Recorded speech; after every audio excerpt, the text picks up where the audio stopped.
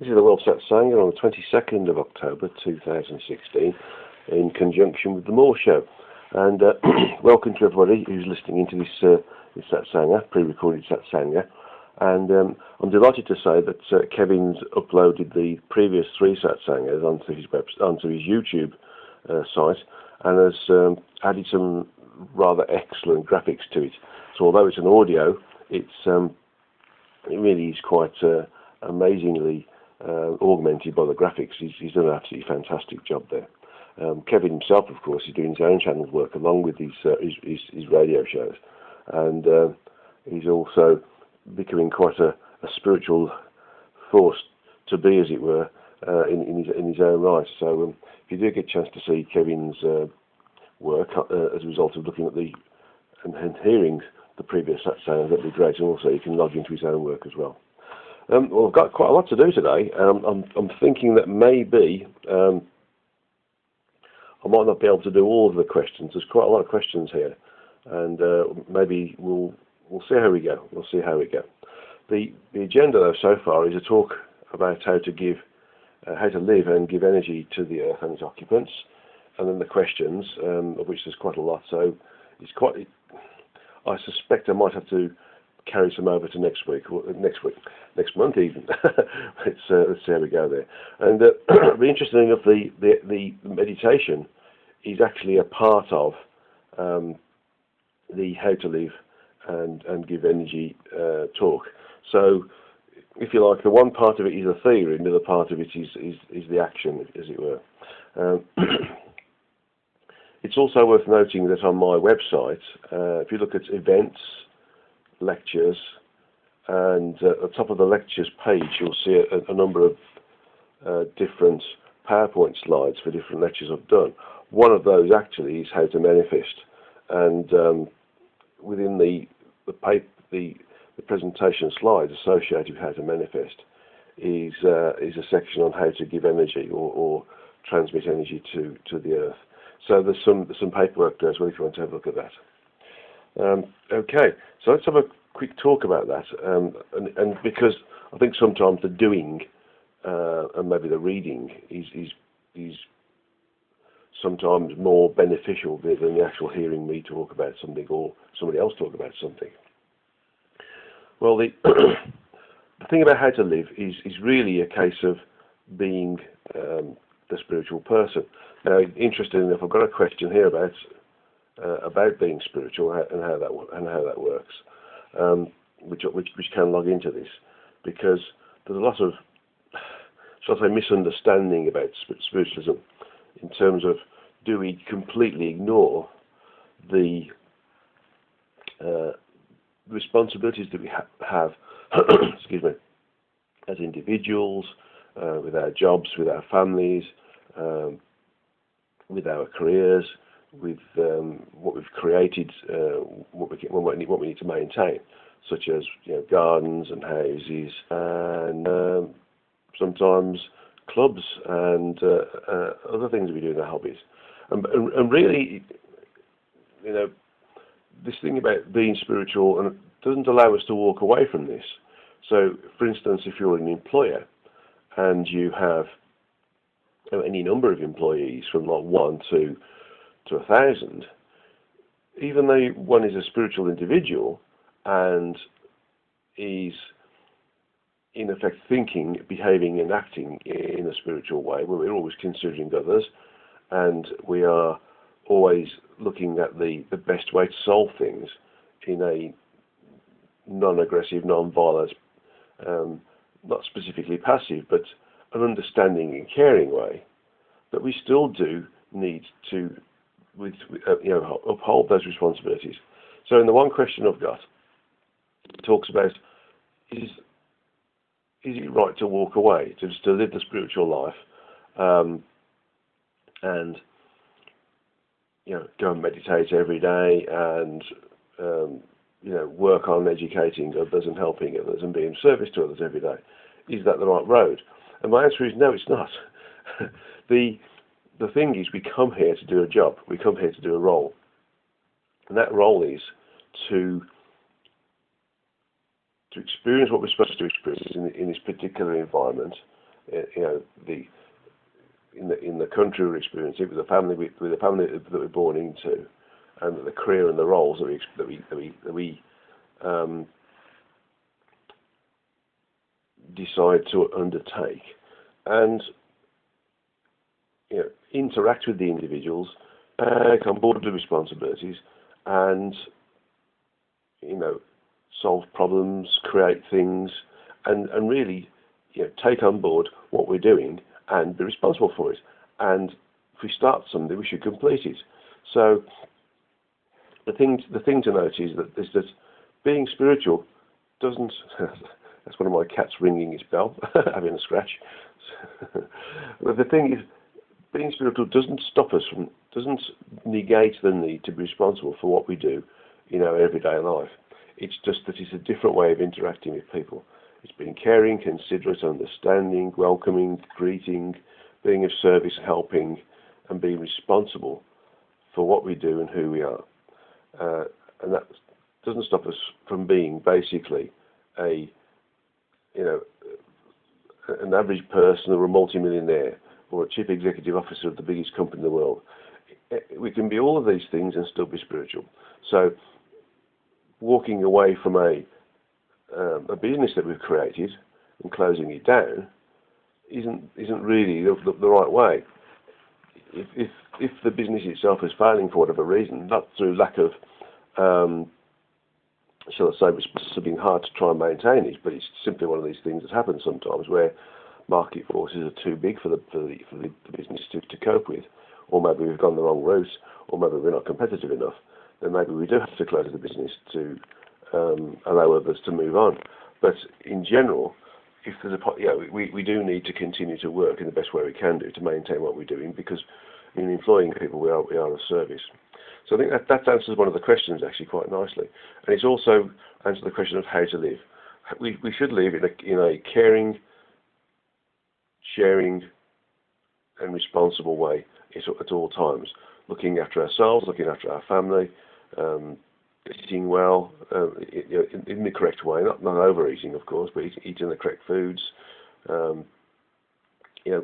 helping others when we can do, maintaining what we've created, and just really living the middle way. I mean, the Buddhists have this idea about living the middle pathway, never too good or never too bad, and that's basically one of the best ways we should live.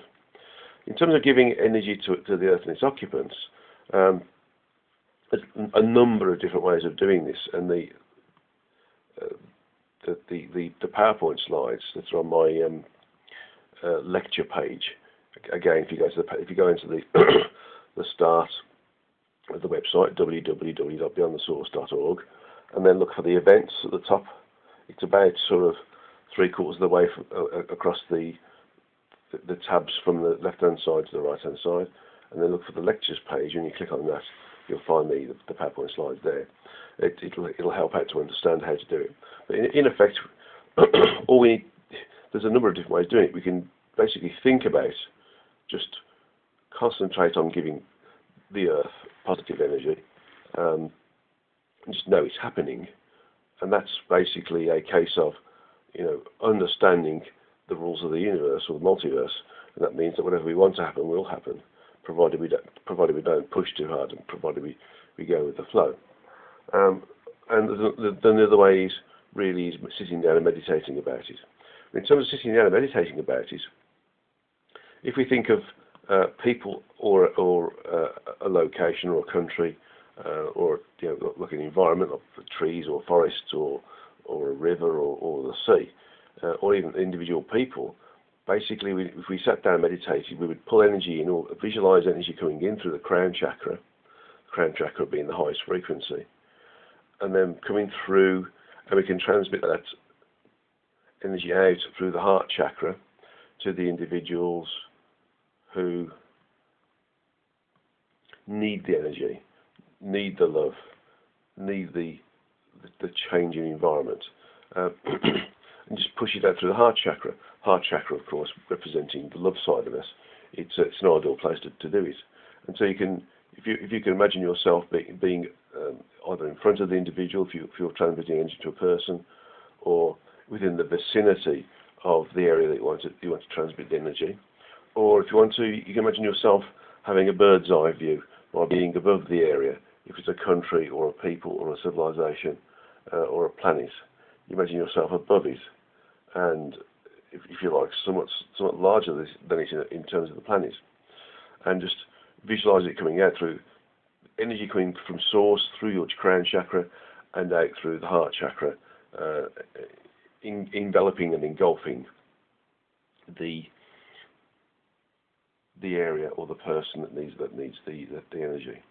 And you can assign a type of energy to it as well. You can say this is loving energy, this is healing energy, this is just basic energy to boost them up, or this is creative energy. Whatever you want to do with the energy, you can assign a function to it, and it will work. Another way is, of course, to use, if you're using energy for healing, for instance, is that you can act as a channel. I mean, we always act as a channel, by the way. We don't actually give them our energy. We allow the opportunity for source energy, the source entity's energy, to be channeled through us to the area that needs it, and that allows it to have function or direction or focus because of what we are. So we only ever channel it. We don't actually create the energy ourselves. If we are healing, of course, we can use the minor chakras in the palms of the hands, and so rather than using the energy coming through the crown chakra and out through the heart chakra, the energy can come through the crown chakra and then down through the shoulders and the arms and go out through the minor chakras in the palms of the hands. So that's one way to do it. Okay.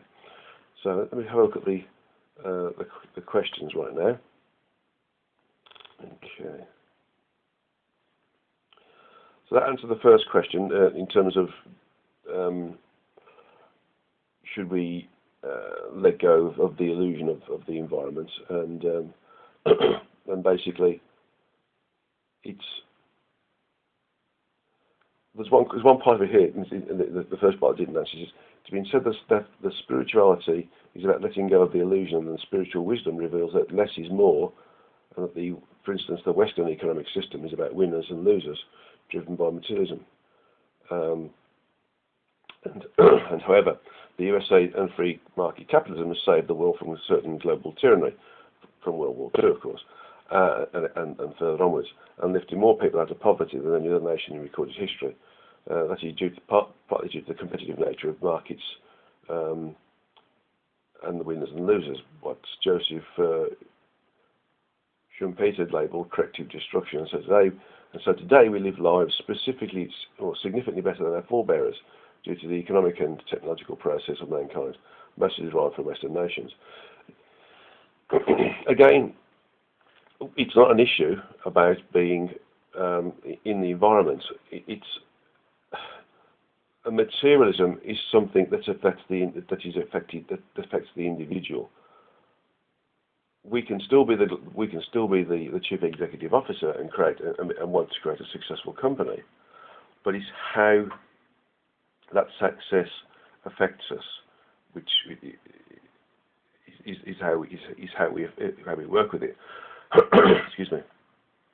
So very quickly, and to augment the previous answer to it, we exist in this environment because we want to experience this environment.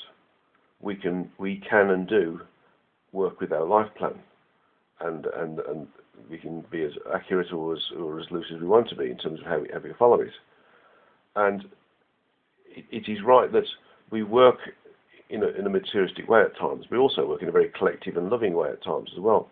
But the thing is, we have to make sure that even if we are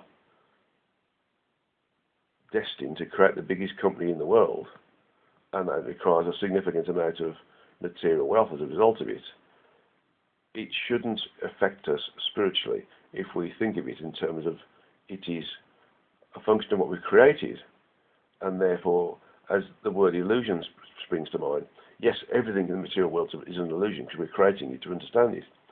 But the thing is, even though it's illusion, we've created it. We exist. We incarnate into a creative environment, and we create it.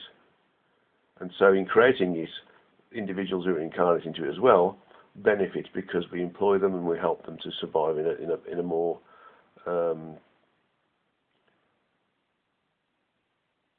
I should say better way, not more better way. My poor English there.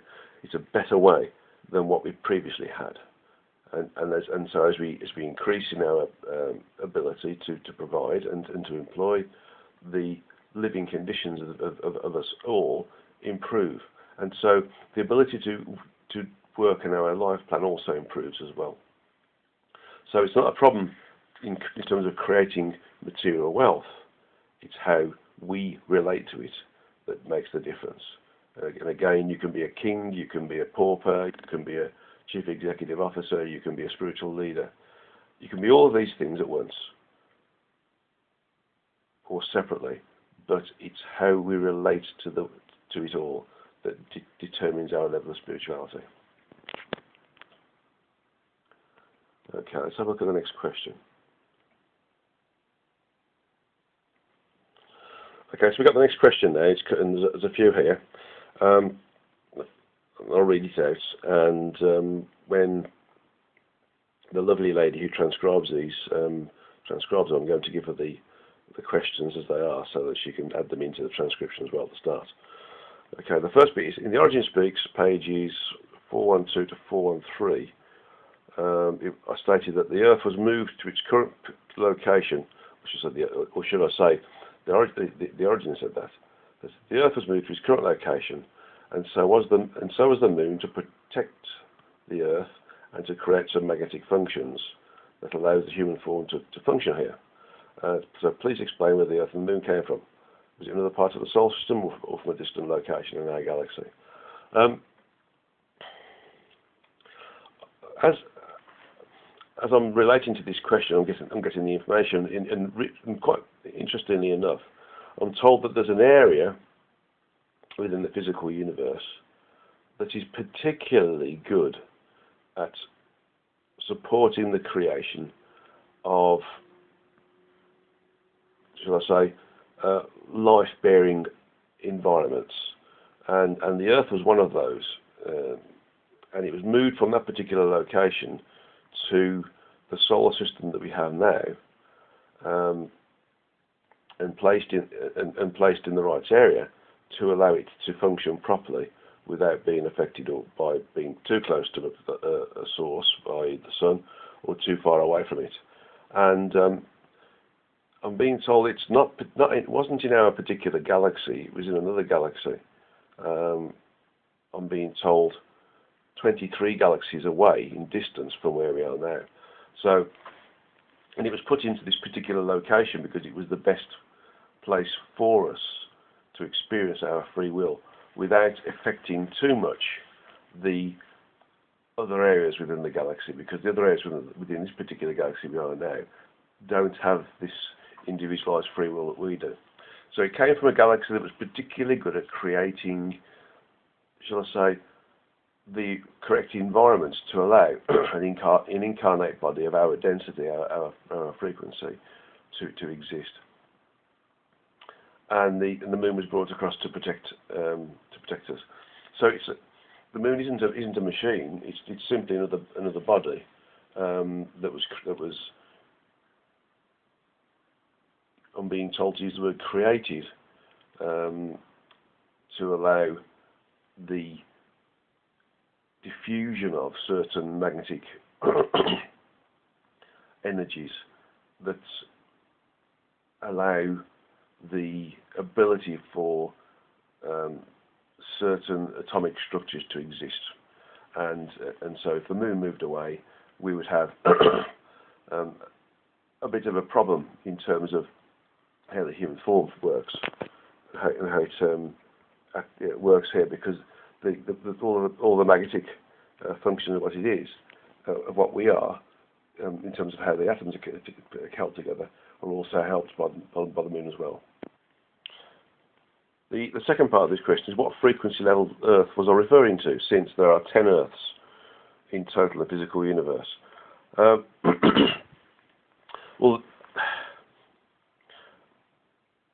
in essence, it was all of the the Earth, basically. The 10 Earths that have been referred to here are the 10 frequencies that the Earth uses or is part of in the physical universe. Of course, there's 12 frequencies that create the physical universe, and this particular aspect of the Earth that we can see, feel, touch, and taste, if you want to call it, if you want to say that, exists within the first three. So, as we move up the frequencies, more content associated with the universe and the Earth can be observed. And so, if you want to go up the different frequencies, there's 10 different versions of Earth. That doesn't mean that this one disappears and a new one's created. It's just that the higher up the frequencies we go, and that's the same for the universe, there is more content to see. There's more to see. So as we move up the frequencies, to say we go to frequency level 4, there's what we see on frequency level 3 plus what's there associated with the Earth and the universe on frequency level 4 as well. When we get to frequency level 5, it's the same Earth. It's just that on frequency level 5, there's more content on the Earth because we're seeing what's on 5, what's on frequency level 4, and what's also on the frequency level 3. So it's, if you like, it's experiencing more and more of the Earth as we go up. So although this is quoted here that there's 10 Earths, there's 10 levels of content associated with the Earth, and they're associated with the different frequency levels that we're at. And that also includes the physical universe. So there's also, for what we're experiencing now, is the first three frequencies, and then if we went into the higher levels, the 4th, 5th, 6th, 7th, 8th, 9th, 10th, 11th, and 12th, we would see more and more content associated with the physical universe that we're seeing now. It's just that it's a different frequency level, and we can't see what's above us, but we can see what's below us. So if we're on the 12th frequency, we can see everything that's below us. But if we're on the 11th, we can see everything that's below the 11th, but we can't see what's on the 12th. Okay. And the last question on this particular route is there any truth to the internet chatter that some political or world leaders are clones of the original form, that they are more likely to be a shared vehicle walk-ins or parallel selves that look healthier or a bit different? No. My understanding is that the physical form is the physical form. It's a vehicle that we use to incarnate here. We do have individuals who are in positions of leadership-based responsibility, and there are individuals, as a result of that, who have more than one soul or more than one aspect incarnated within the body to ensure that all of the specialisms that are required to be in a particular leadership position, such as a prime minister's or a president's position, are available, because sometimes these individuals need to have more, should I say, prior experience or prior ability or a prior specialism than one particular soul has got.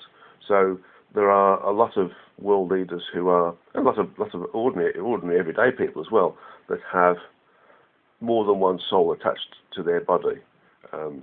They're not walk-ins, although they can be walk-ins, and it is possible for a soul, of course, to walk into a body and just experience it rather than get involved with the animation of the body. But in this instance, they're not clones. It's just that there are a number of individuals who have more than one soul associated with that particular body. Okay. I hope that answers that particular question. We're going to go to the next question now. Okay. So the next question is, as true energetic beings, what caused us to incarnate in the first place? Why was it necessary to go into a state of beingness to a very limited... Why was it necessary to go from a state of beingness to a very low frequency state? Which is also an illusion, no less. Only to reverse the process through countless incarnations to get back to our true energetic selves. In the history of God, it was explained that the opportunity for fully individualized free will was the creation of the addiction to certain thoughts, behaviors, and actions, associated with being on this particular planet. And so that's where karma comes from. It's how we relate to it, how we relate to being here, whether we get addicted to want to come here, whether we want to get addicted to the thoughts, the sensations, the behaviours, the actions, and the feelings about being here. But on top of that, as individualised entities, as individualised units of source, if you want to call it that, we desired to experience every part of the, shall I say, the environmental area that was created by Source, that is basically segregated source structure to experience every part of it, and that includes the lowest parts.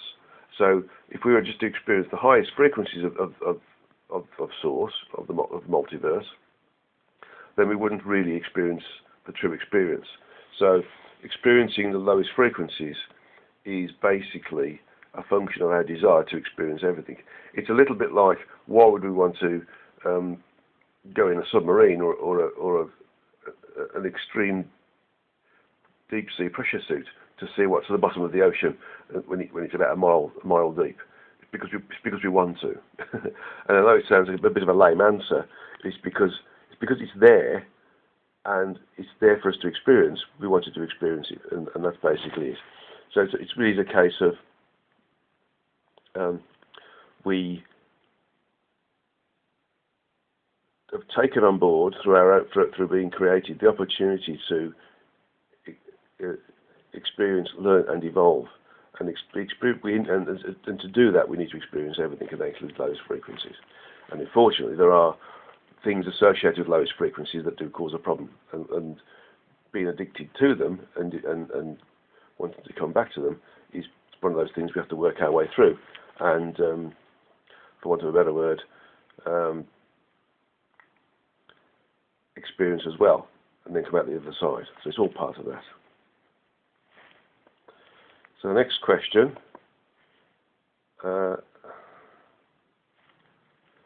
is from the Anne Dialogues, and I'm delighted that some people are already reading this book and have probably gone almost finished it off nowadays.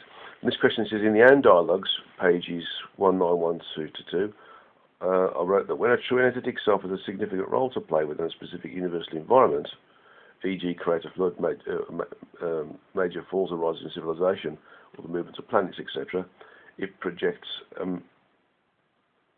a major component of its sentience into a smaller vehicle. Yeah. So that's basically us. We are the smaller component.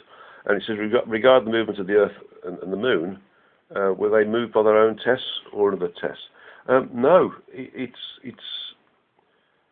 the movement of the Earth is and the Moon was a function of the curators, and this is a book that I'm currently channeling at the moment. And the curators are a group of beings, quite a large group of beings, who have elected to be of service by maintaining the structure of the multiverse above and beyond the maintenance or the creativity that the Source has done. So the Source created the multiverse, and then the true energetic cells and aspects of those true energetic cells elected to work on the creativity of the multiverse to create environments that we collectively want to work with to experience, learn, and evolve. And so, in that, they worked with the creation of, or the use of, various different aspects of the multiverse, and the relocation of some aspects of those, for instance, the Earth and the Moon, to more desirable areas, or even from our perspective, to put it in quarantine to a certain extent, where the aspect of free will isn't going to, for want of a better word, contaminate other parts of the physical universe, or our particular galaxy in this instance, where there's entities that aren't experiencing individualized free will because they are working on collective will and its different functions. So the Earth and the Moon are part of the structure of the multiverse, specifically down to a galaxy within this particular universe, within the multiverse, and they don't, although they are individualized as a function of source, because they are again a function of source. They're individualized parts of source. They don't have a true energetic self in their own right. There's a lot of talk about this, about the Earth's got a soul and the Moon's got a soul and the planets have got a soul. They have a level of energy and intelligence associated with them, but they aren't in the same genre of what we are. So in that to help us understand this, is that they wouldn't be in the role of experience, learning, and evolving as we are.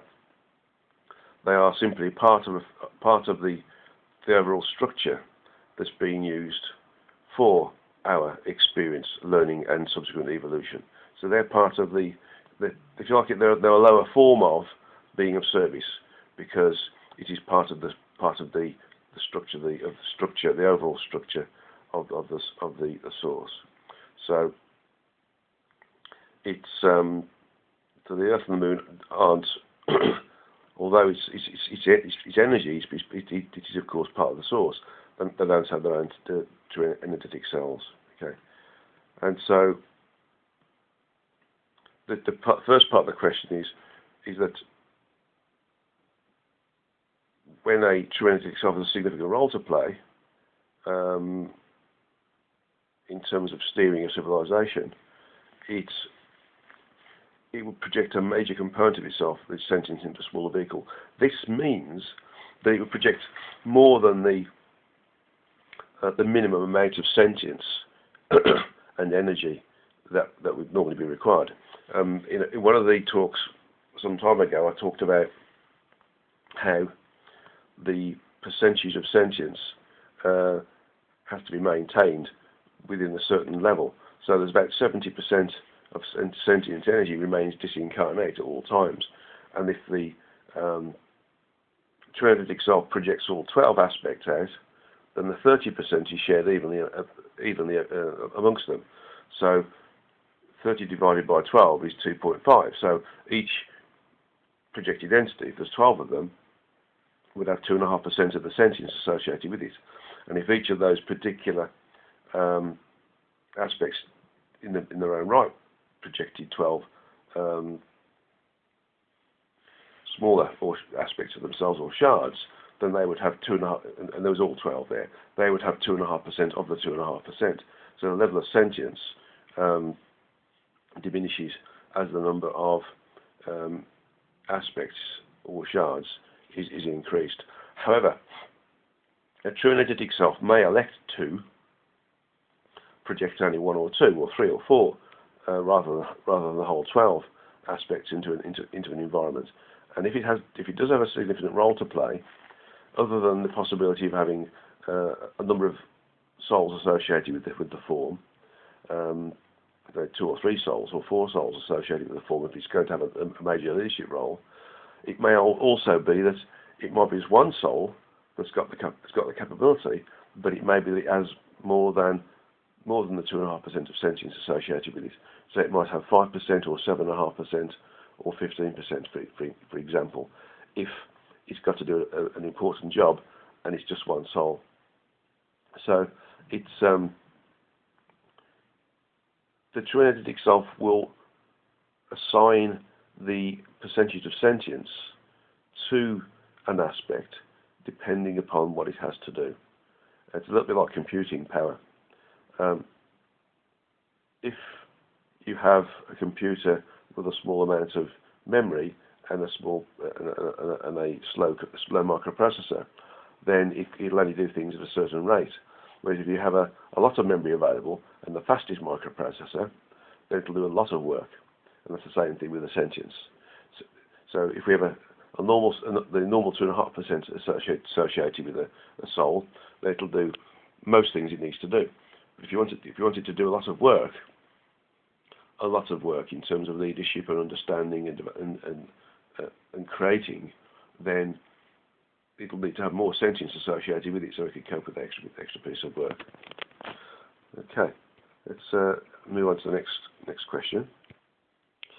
So the next question is asking about how to eliminate or remove negative entities, such as what we call astral entities, or frequencies, or how to defend ourselves from psychic attacks, and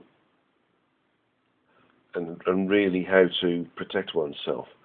And without plugging, so to speak, the psychic shield that was channeled to me a few years ago, and is now part of our correspondence course, and is available via the website, via the correspondence course tab, so to speak. Really, it's a case of when we're sort of spiritual, have a desire to be spiritual, we are quite open, and most people are quite open without even realising it. And unless we protect ourselves, or we're naturally powerful anyway, we will accrue or attract energy that has a rudimentary intelligence, but can't metabolize its own energy. So it has to find a host to feed off. And in feeding off that host, it will give certain powers of coercion or strength or mental fortitude, feelings of power and confidence, those sorts of things. So there's a symbiotic relationship is created there between individuals who've got these entities attached to them. And they exist in the 4th, 5th, 6th and 7th frequency levels. But in terms of people being attacked by people, usually most attacks are usually by sending aggressive energies to an individual that isn't liked, or has caused a problem, or has annoyed somebody. And a lot of these attacks are done subconsciously. So although we think ill of somebody, and we're really annoyed with them, we don't realise that we actually send them low frequency energy or aggressive energy, and bombard their auric layers with this with energy. So what we need to do is to create a condition where we can protect ourselves from energies that attack us, or are coercive, or are controlling, or are used to take energy from us, because some people like to get close to us to try to steal our own energy because their own chakras aren't in good condition. So in terms of removing entities, really it's a case of you need somebody who is used to meditating and using the third eye, and is also quite shielded themselves. A good healer who is shielded or is protected can remove an astral entity of any sort. They're not really negative as such; they're just feeding off us, and they will give all sorts of different shapes and forms to try and scare us off, because they obviously look at inside our memories and they try to find out what makes us scared, and they will create a form that makes us scared so that we don't detect them, or if we do detect them, we shy away from them. So really it's a case of,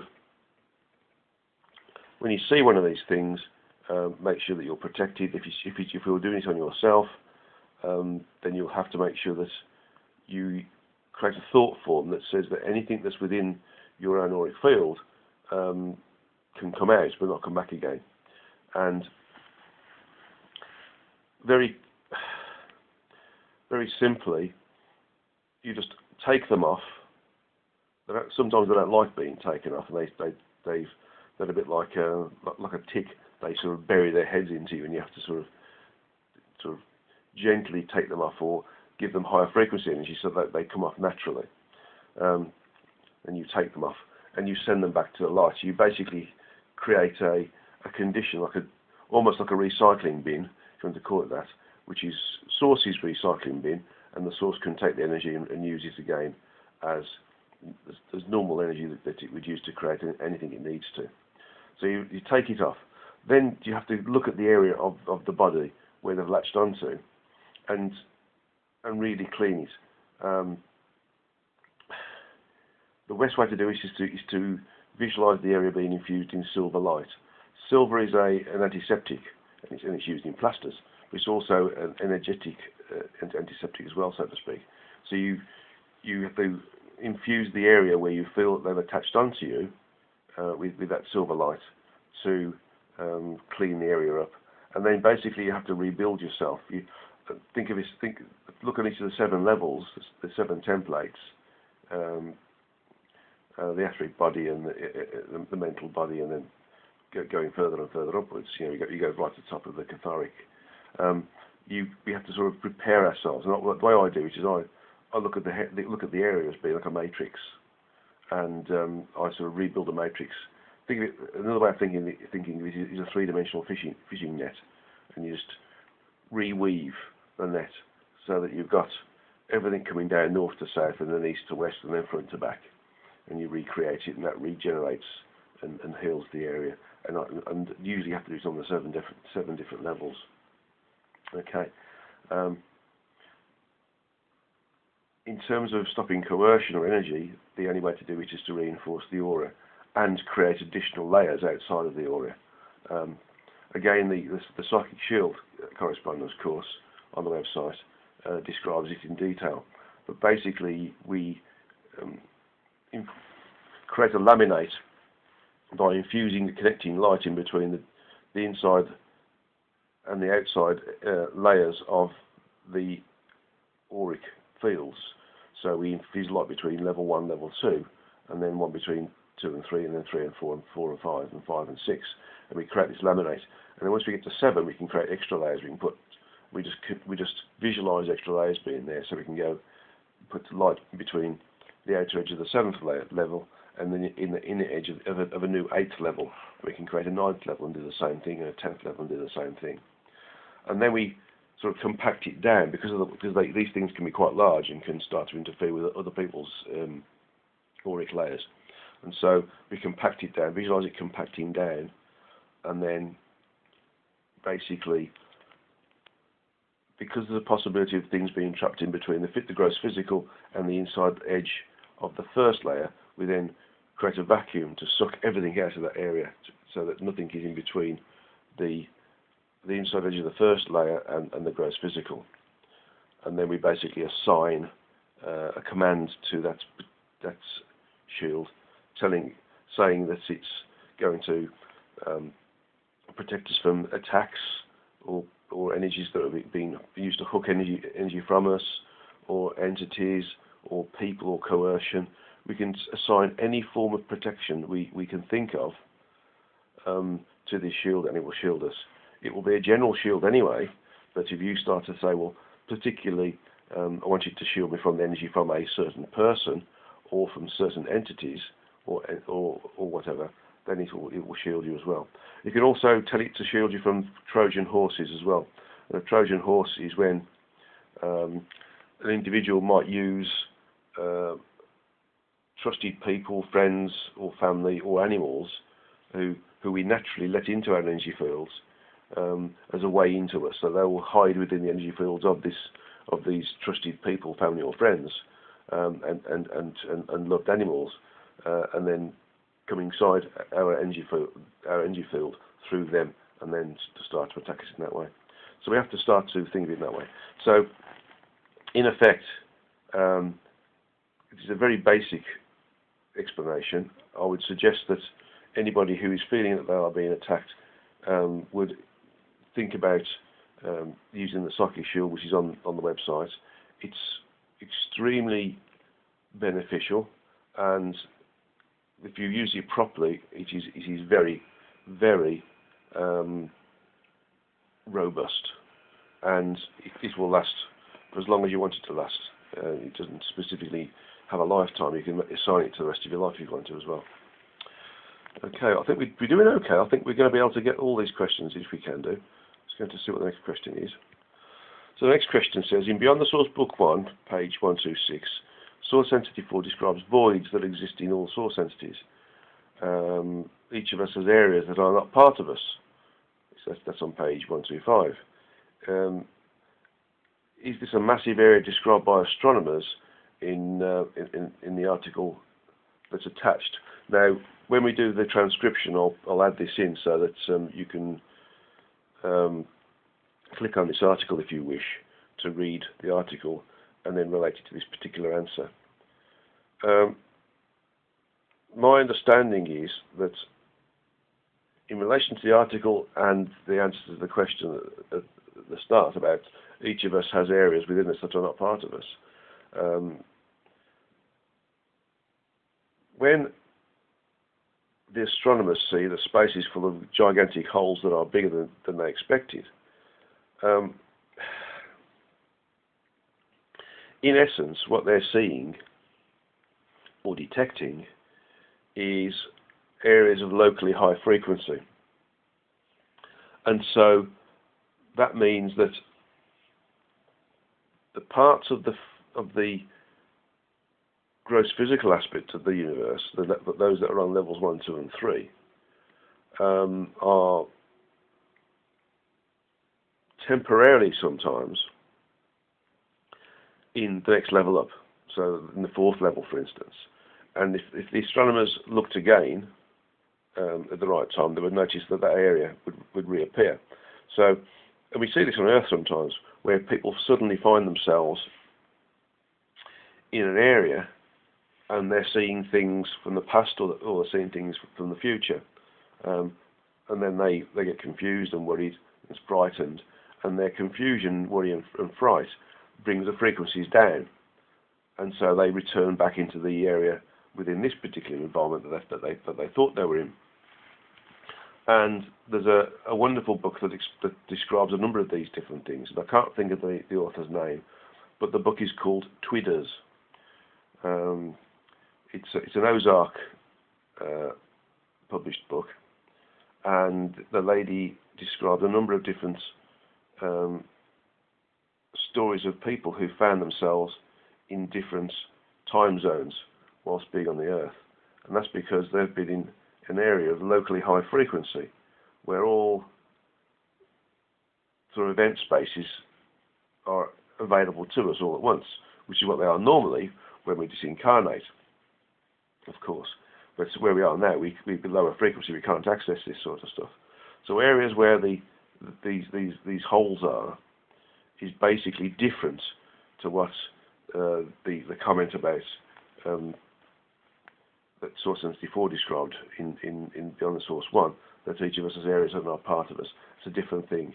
This article is referring to things that have been detected that are relating to areas within the physical universe where there is a locally high frequency level, and so therefore the invariance to the book Twidders, where it describes all event spaces existing at one time, so somebody can experience a different time zone than what they're in now, so to speak. The time zone associated with this locally high frequency that the astronomers are seeing is, for all intents and purposes, not particularly visible. So it's not actually a time zone. I mean, it could even be that they're seeing a number of different frequencies at the same time, and so what is there isn't detectable by our machines. Remember, we can't see what's above us, but we can see what's below us. So when we're on the 4th frequency, we can see what's on the first, 2nd, 3rd frequencies and the 4th, but we can't see what's on the 5th. So an area of locally high frequency would appear to be a hole, and that's what they're detecting. So I'll put this. All these questions will be put into the transcription, and the link here has been sent, which was in New Science, in New Scientist, will also be included, so you can have a look at that as well.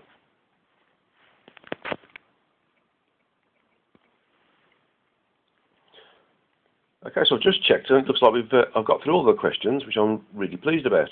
So we can go on to the meditation now, which can be collective meditation altogether, or individually, to give energy to the Earth. Okay.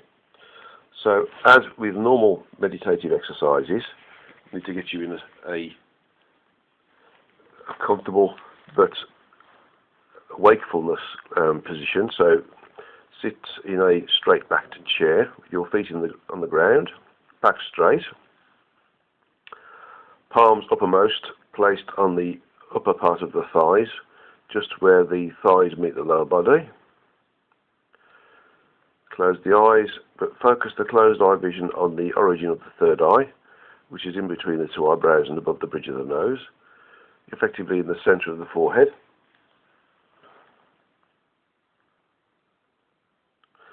And this will be a very simple meditation, really simple meditation.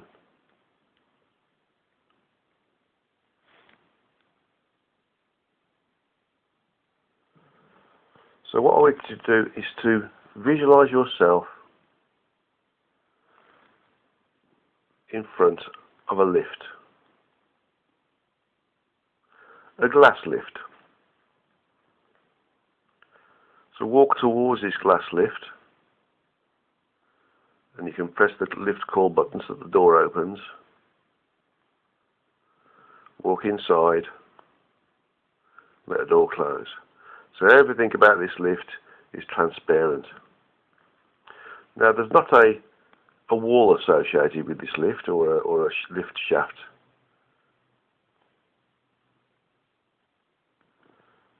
There's just the lift. And I want you to use your thought process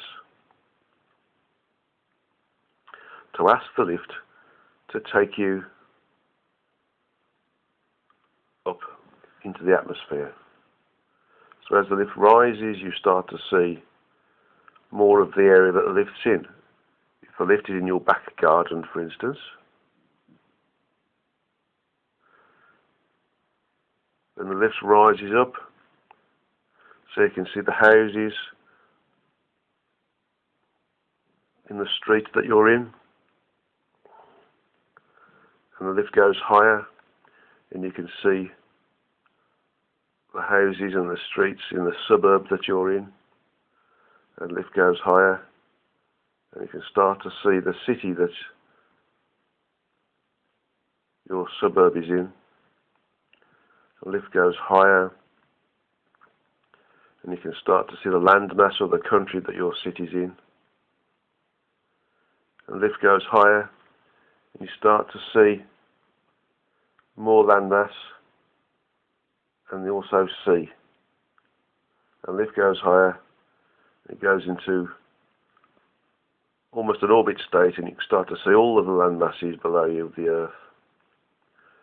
And we'll take you further away now, further away from the Earth, until the Earth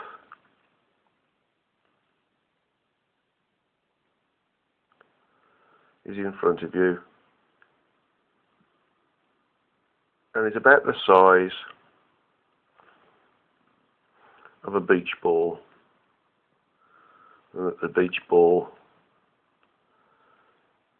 is about 1 metre in diameter, a large beach ball, or it's 3 feet and 3 inches, for those of you working imperial still. So it's either 1 metre in diameter or 3 foot 3 inches.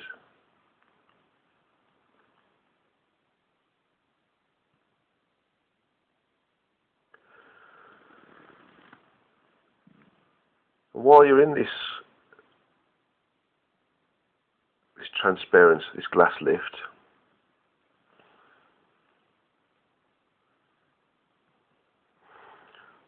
I want you to feel that you can pull in energy through your crown chakra.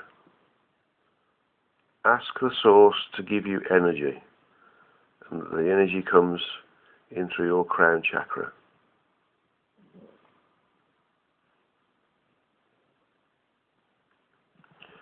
So you start to see an energy flow. If you look up towards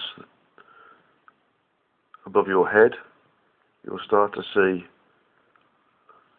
a little tornado or vortex of energy, which is gold and silver and white light radiating, pulsating and irradiating, coming down towards you and disappearing into your crown chakra.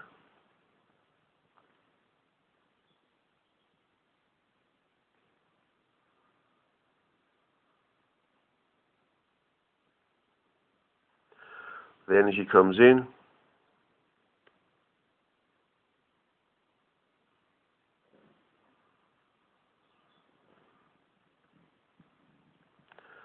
through your crown chakra, and then ask it to go through and out your heart chakra.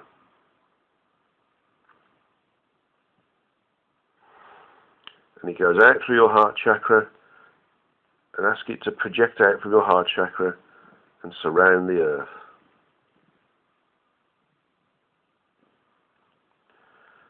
So your visualization should be that energy comes in through your crown chakra, down through the, if you like, the connection between all of the chakras, the central nexus, if you want to call it that, down to the heart, down to the crown chakra, down this central nexus, and then out through the heart chakra, and then projects out and engulfs and surrounds the earth.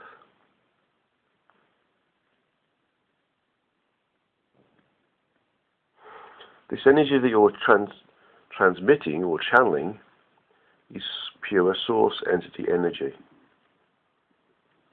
And because it's pure source entity energy, it will elevate the base frequency of the earth.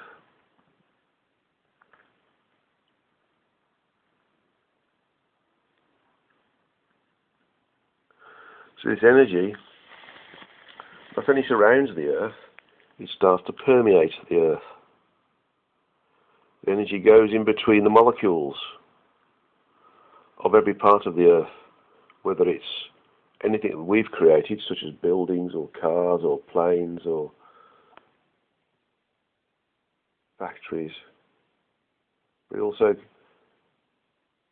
permeates things like the cells in wood and the cells in our human bodies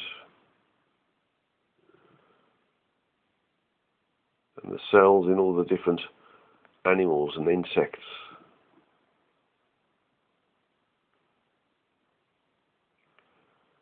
And the earth itself, the ground, the mountains, and the seas.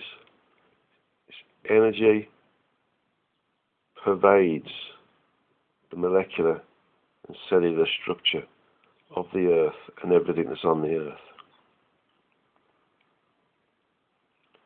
It then pervades the next level down, the atomic structure, filling the gaps in between the atoms.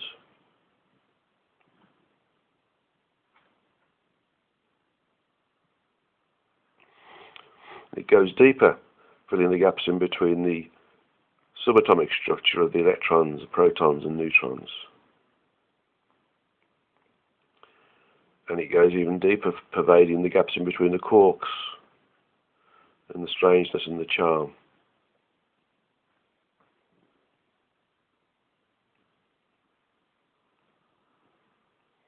It then pervades and invades and fills the gaps in between the structure below the quarks. It then goes the next level down, which is the structure just above the anu, and fills the gaps and pervades that area of structure as well. And then finally it fills the gaps in between the lowest and the most basic building block of everything physical in our physical universe, and that is the anu. The Hindus call it the anu, A-N-U, and it fills the gaps in between those as well. So everything is source. Everything is source.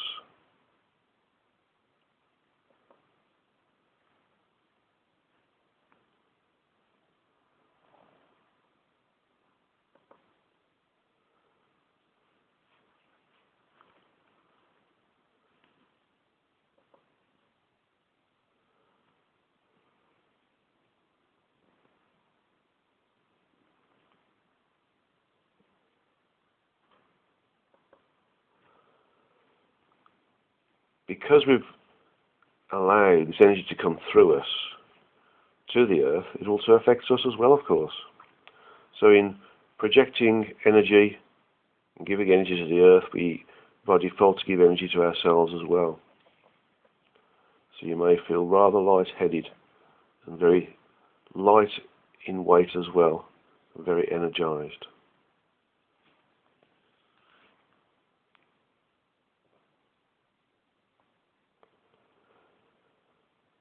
If you want to do this exercise on your own, you can stay here for as long as you like in this particular part of this meditation. But for the Satsanga, we can just wait another moment or two and then ask for the energies to slowly start to remove themselves. But in essence, if you're looking at the earth, it would start to glow this gold and silver and white energy, which is the same as the energy that came through our crown chakra and was projected out to our heart chakra. And this energy pervades all of the areas we just talked about, the atomic structure and below. Start to see that the earth loses its coherence for the moment. It becomes just an area of this energy. It's not earth inside the energy, it is just an area of this energy.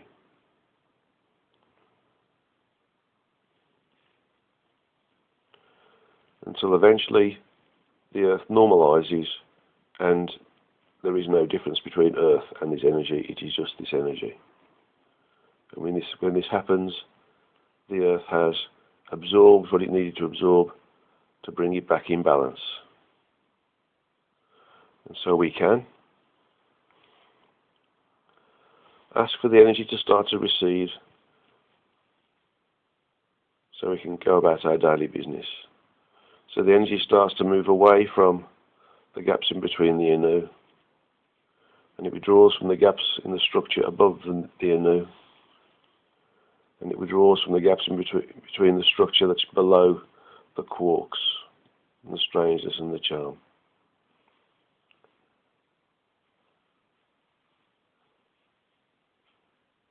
And it moves away from the gaps in the structure in between the quarks and the strangeness and the charm themselves. And then it moves away from the structure in between the electrons and the protons and the neutrons, subatomic structure. And it moves away from the structure in between the atoms themselves. And then it moves away from the structure of cells or molecules,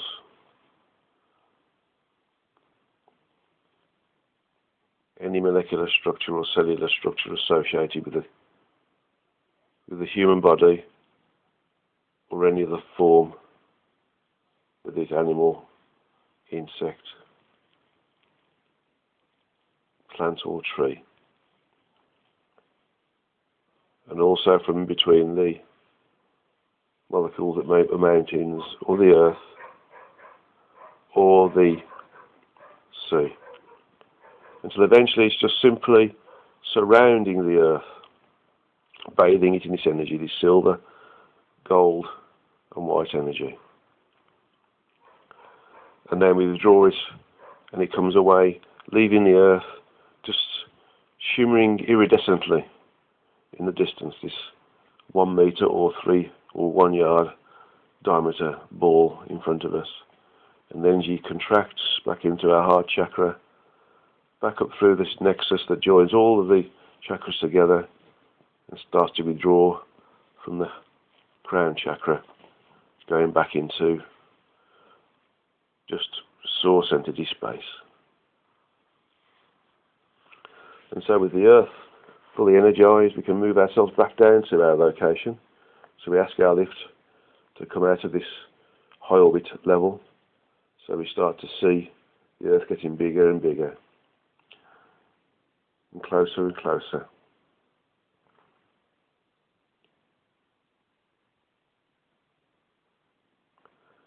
And so we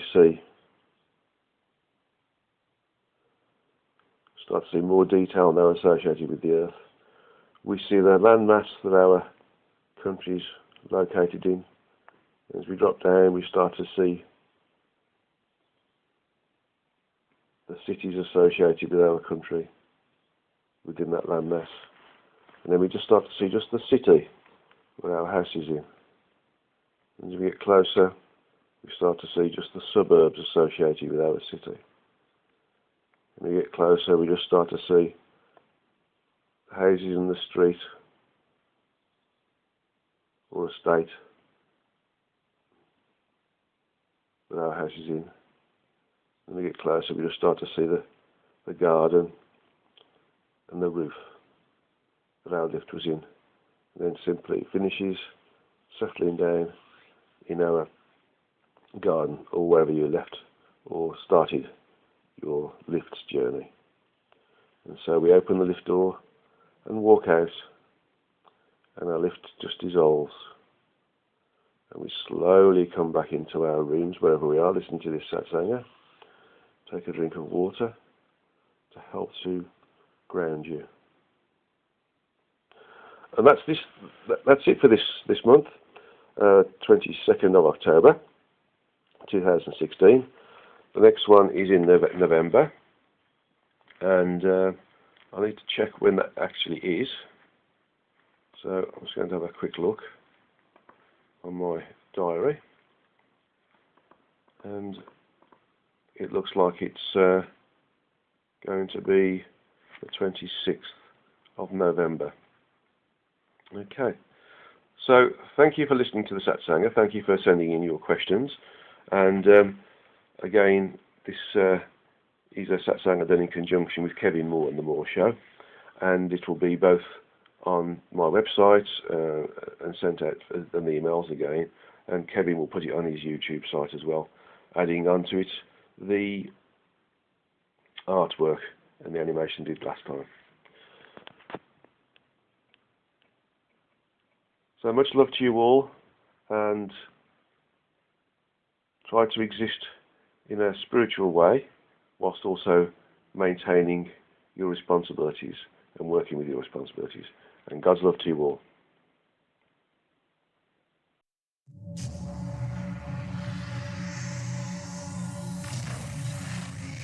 Did you see the aliens in Crete?